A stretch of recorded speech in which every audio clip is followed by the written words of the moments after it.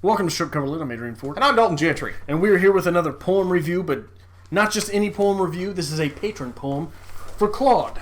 Claude. Usually they're dead center, like when we're doing patron poems. Yeah, we tried. We messed this up. We're really bad at, like, centering things, too. Like, usually somebody's covering. But anyway, this poem was suggested by Claude. Who has been a fervent supporter since day one. Since day one. One of our very first patrons. Thank you for that. Our very first patron. There you go. Yeah. This is Baby Got Back by Sir Mix-a-Lot.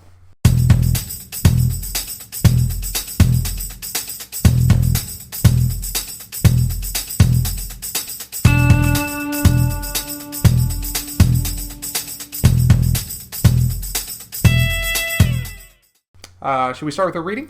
Yes. As we tend to do. You want first run, or do I got this? You always take first. Okay. Baby Got Back. Oh my God, Becky. Look at her butt. It is so big. She looks like one of those rap guys' girlfriends. But you know, who understands those rap guys? They only talk to her because she looks like a total prostitute. Okay? I mean, her butt is just so big.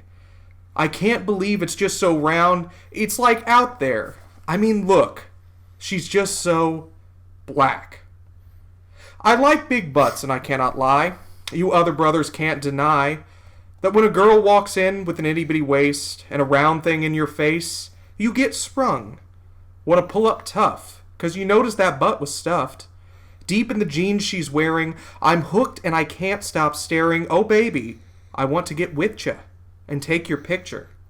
My homeboys tried to warn me, but that butt you got makes me so horny. Ooh, rumpo smooth skin. You say you want to get in my Benz? Well, use me, 'cause you ain't got the average groupie. I've seen her dancing. To hell with romancing. She's sweat, wet, got it going like a turbo vet. I'm tired of magazines saying flat butts are the thing. Take the average black man and ask him that. She got to pack much back. So fellas, yeah. Has your girlfriend got the butt? Hell yeah. Tell her to shake it. Shake it, shake it, shake it. Shake that healthy butt. Baby got back. L.A. fits with an Oakland booty. Baby got back. L.A. fits with an Oakland booty. I like 'em round and big, and when I'm throwing a gig, I just can't help myself. I'm acting like an animal. Now here's my scandal. I want to get you home, and double up, I ain't talking about Playboy, 'cause silicone parts are made for toys.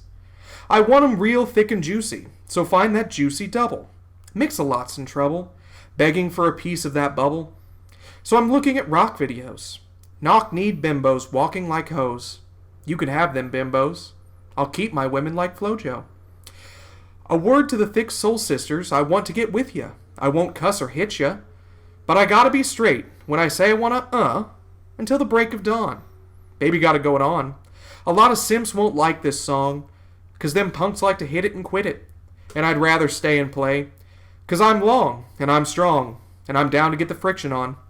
So ladies, yeah, if you want to roll my Mercedes, yeah, then turn around and stick it out. Even white boys got to shout, baby got back. Baby got back. Yeah, baby. When it comes to females, Cosmo ain't got nothing to do with my selection. 36, 24, 36. Ha ha. Only if she's 5'3". So if your girlfriend rolls a Honda, playing workout tapes by Fonda, but Fonda ain't got a motor in the back of her Honda, my Anaconda don't want none unless you've got buns, hun. You can do side bends or sit-ups, but please don't lose that butt. Some brothers want to play that hard role and tell you that the butt ain't goal. So they toss it and leave it, and I pull up quick to retrieve it. So Cosmo says you're fat. Well, I ain't down with that, 'cause your waist is small and your curves are kicking, and I'm thinking about sticking to the beanpole dames in the magazines. You ain't it, Miss Thing. Give me a sister, I can't resist her. Red beans and rice didn't miss her. Some knucklehead tried to diss, 'cause his girls are on my list. He had game, but he chose to hit 'em, and I pull up quick to get with 'em.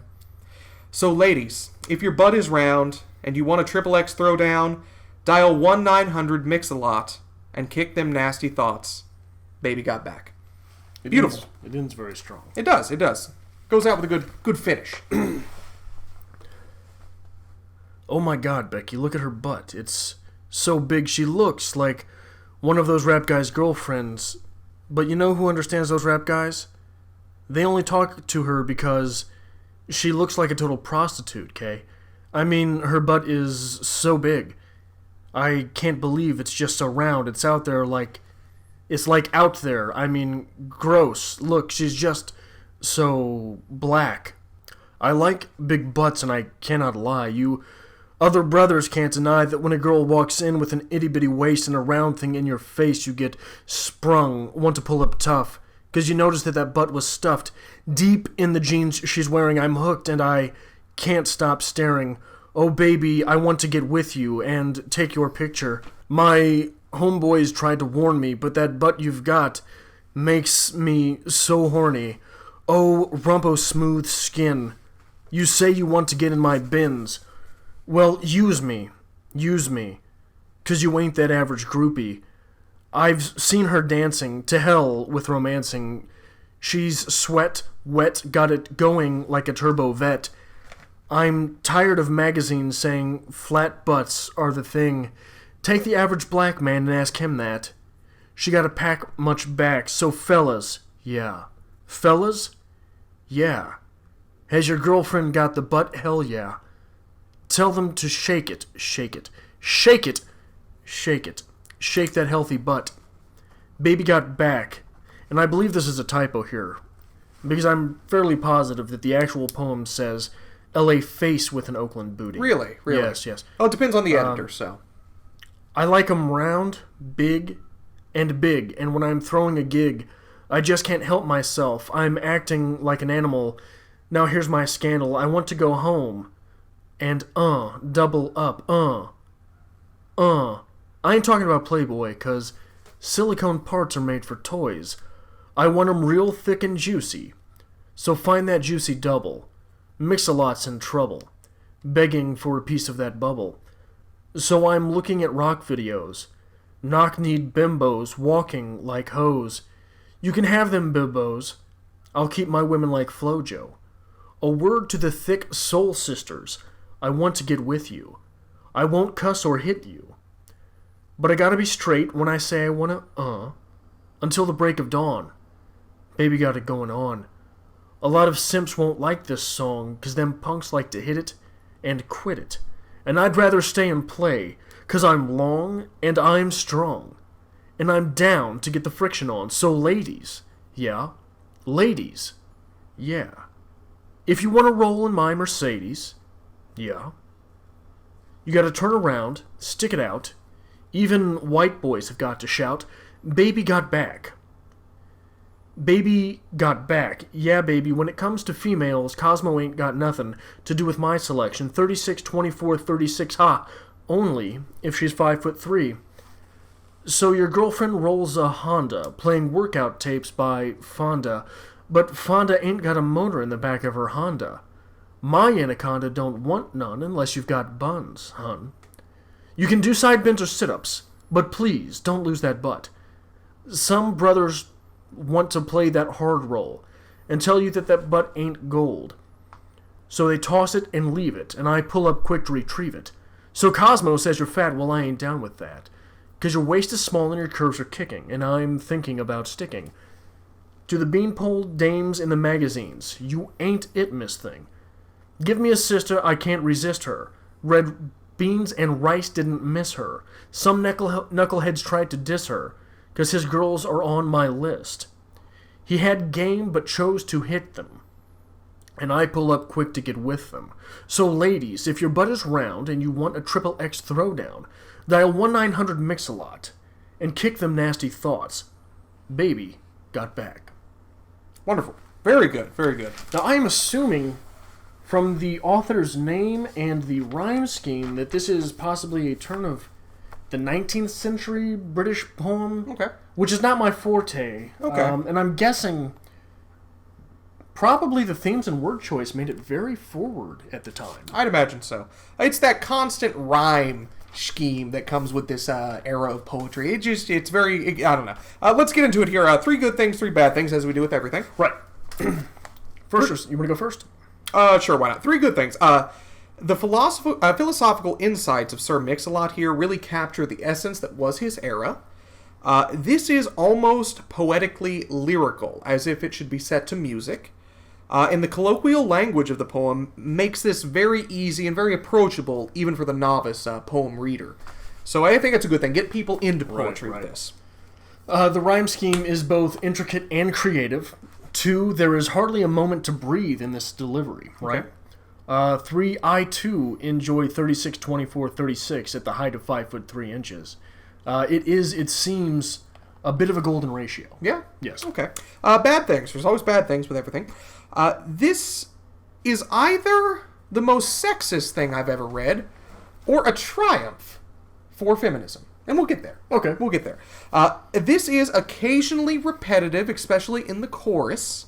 And I think Sir Mix-a-Lot is struggling just a little bit too hard to write in the voice of Keats in this. I can see that. Okay. I can see that. My 3 bad things. 1, the intended audience here seems to flip. 2, this is a ballad of exclusion with a message of inclusion, which seems to send some confusion to the audience's direction, right? Okay. And 3, I disagree fervently with the assertion that Fonda does not have a motor in the back of her Honda. Okay. It's a tough subject. It is. Right. Where would you like to begin with this? Did you pick a best line? There's so many of them. Do you have one? I do. I really enjoyed the line, I just can't help myself. I'm acting like an animal now. Here's my scandal. Okay. I think the line, my anaconda don't want none unless you've got buns hung. Yes, there's a lot that can be taken from that. There's open interpretation there. But I would like to start out from the very beginning, if we could. We always talk about the difference between a reliable and an unreliable narrator. Yes.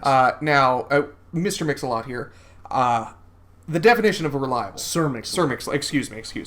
The definition of a reliable narrator here, in the very beginning, with the line, I like big butts and cannot lie. He asserts the fact that he is a reliable narrator, and then spends the duration of this poem proving the truth behind that. So I think I'm going to disagree a little bit. Disagree a little. I think, yes, of course I think that most unreliable narrators don't put it out there that they are unreliable. Right? No one says, don't believe this story, I'm lying. Okay. Most unreliable narrators, you have to find in the text evidence that it is, in fact, an unreliable story. Okay. It is an unreliable narrative. Now, I think this is a poem of loneliness. Really? And because of that, this becomes an unreliable narrator. Okay. Does this narrator not throw out great deals of boastfulness and great terms of exclusion? Oh, he does. He does indeed. My anaconda don't want none unless you've got those buns on. Excluding, for example, Jane Fonda, who does not apparently have those buns. The choice has much to do, or the word choice also has much to do with distance. I want to take your picture is not a sentiment of intimacy, is it? No. Picture taking is done at a distance. Okay. Picture taking is done to have some memory of that person later. Now, when we get into war poetry, there's a great history of taking a picture or a locket of hair off to war, is there not? Okay. Because you were not with that person. You do not have that person conveniently there for you.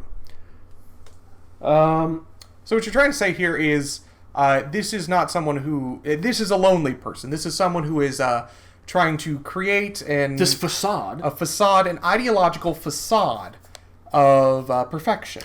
Not necessarily perfection as much as community, perhaps. Okay. Now we've got to look at the lyric, I like big butts, because it is not referring to, I've got big butts. Okay. I like them. Okay. I like millions of dollars. I don't have them. We don't have millions of dollars. Need we note that if she has her round thing in your face, you are not eye to eye spending quality time with one another. Hey, very interesting. Very interesting. You could literally say that this person has their back to him. Yes. If we find ourselves begging for a piece of that bubble, we're clearly denying ourselves access to the higher rungs of Maslow's hierarchy of needs, yes? Okay. We're going straight for something primal and sexual. Okay. So we are not climbing up, for example, Maslow's hierarchy of needs, to things that are more idealistic. Okay. Now, I think Sir Mix-a-Lot in this is taking a stand for art, if you will, willing to be different, to get away from the normal tropes of art. He actually says verbatim, looking at rock videos, knock-kneed bimbos walking like hoes. So this is a man saying, this is what I'm presented with as art at the time, but this is not art. I want to move past that. I want to create something beautiful and wonderful. Not past that as much as counterculture to that. Very counterculture to it. So this could be a counterculture reaction to things. Very interesting there. Now, since we always get stuck talking religion, etc., I would like to take a look at the line, "My anaconda don't want none," unless you got buns, hun. Like that line. It's a good line. But if we are looking at it through Sir Mix-a-Lot's eyes here, the anaconda is phallic, extremely phallic. Now, let's take Eve in the Garden of Eden. Yes. Where was the fall? Where did the fall come from? When Eve bit into the apple. Which was given to her by? The snake. The snake. Now, if we were saying here, the serpent, if we were saying here that the serpent is a phallic symbol, we are saying that men are indeed the root of all evil. Yes, but I think that this reference also goes deeper than that even. You think so? I believe so, because it is, like you say, a reference to original sin. But it was original sin that necessitated sexual relations in order to propagate the species. Okay. Was it not? I think you're correct. So, in order for the species to be propagated, this original sin has to take place, has to occur. So, when we're looking at this, we've got, again, this counterculture, right? For so long, we've heard that original sin was woman's fault, not man's. Okay. But if we're putting it out there that the anaconda doesn't want none unless you've got buns, hun, and apparently Eve had the buns, then this original sin reverts to the man.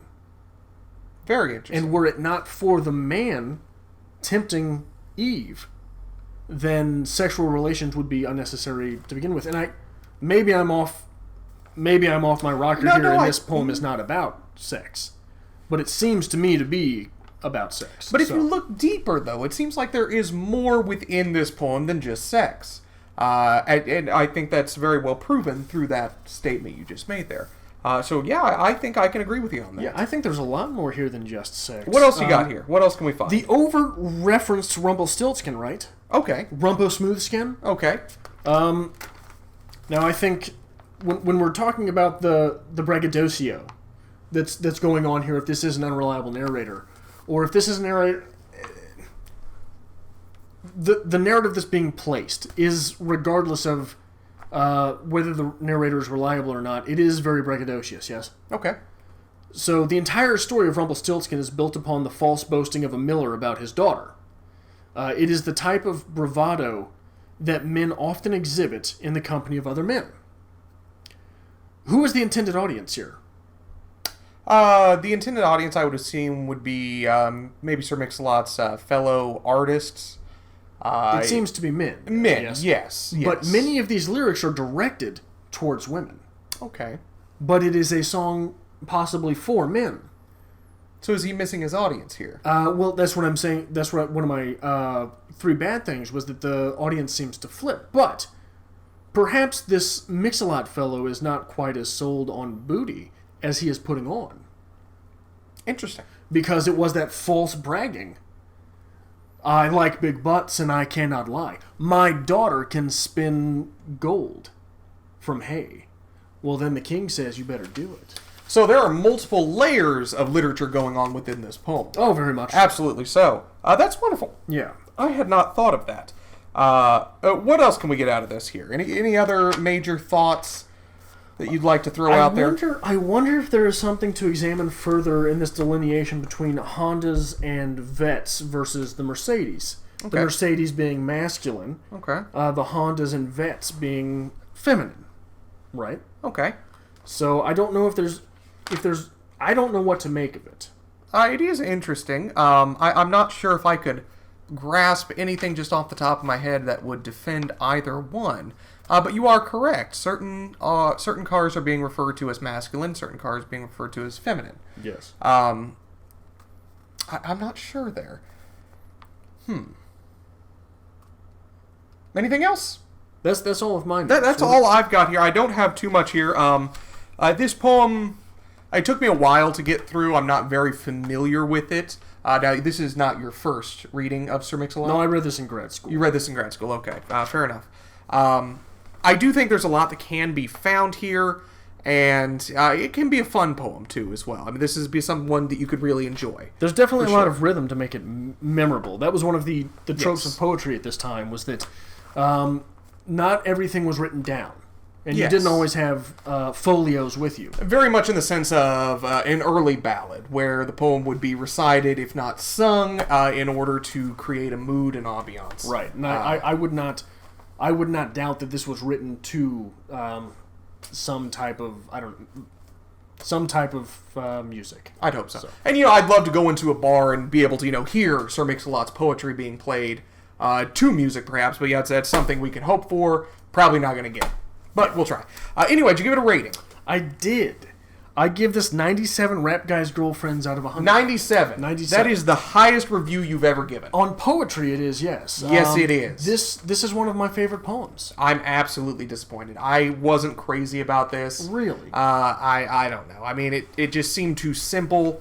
And the repetitive rhyme scheme always gets me. Well, I think it seemed too simple because you didn't pick up on much of the nuance in this, okay? I gave it 41, which is the lowest I've ever gone. I couldn't give it 42 because I know you'd yell at me again. That's disappointing. I know, and I tried. But I think I got a good suggestion here. Okay, what do you suggest? If you like Baby Got Back by Sir Mix-a-Lot, I think you should definitely check out A Red, Red Rose by Robert Burns. There is that sense of compassion, that sense of longing, and very lyrical as well. Okay. Often set to music. Okay. I would suggest this false bravado, this masculinity, this sort of locker room talk, if you will, going on. I think you should read, if you enjoyed this, The Killers by Ernest Hemingway. Okay. Because Max and Al have very much of that same type of bravado and language and repertoire going on. Okay. And it ends with an ultimate statement on masculinity. Okay. And I think that perhaps not the delivery, but the messages of these two pieces are similar. And just, throw this in here, because you brought it up, and now I'm thinking about it. There is a lot of call and response that's being used throughout the lyrics here, throughout the stanza of the poem. Fellas. Fellas, yeah. Fellas, yeah. That is powerful in language. Call and response is often used to establish a point, if not, if you're going to say something, you're expecting the response. So this is dominating a dominating theme. It's establishing power, it's establishing authority, to be saying, this is what I believe in. Well, it's also evolutionary not only in language, but probably in community as well, because you can look at other types of other species that use call and response in communication. Yes. So it is very likely that is something that evolved with us before our language did. So early means of human communication would have likely been call and response. Human nature. Yes. Human nature, look at that. Yeah, I mean, there's a lot of nuance here that I don't know that you gave credit to. There's really worlds here that you can dig into, but it just didn't really click for me.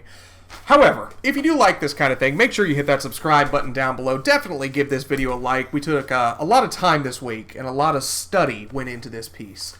Not a lot of experts have gone into this. Not a lot of scholarship on anything by Mix-a-Lot. I keep hoping that Harold Bloom's going to pick up Mix-a-Lot sometime soon, but we'll see. Hopefully. We can hope. But he seems to be working his way through other forms of literature. Now, we would like to thank, once again, Claude for bringing Sir Mix-a-Lot's poem to our channel. And if you would like to join the ranks of our Patron, there will be a link in the description below. You should also follow us on Twitter @StripCover and on Facebook @StripCoverLit.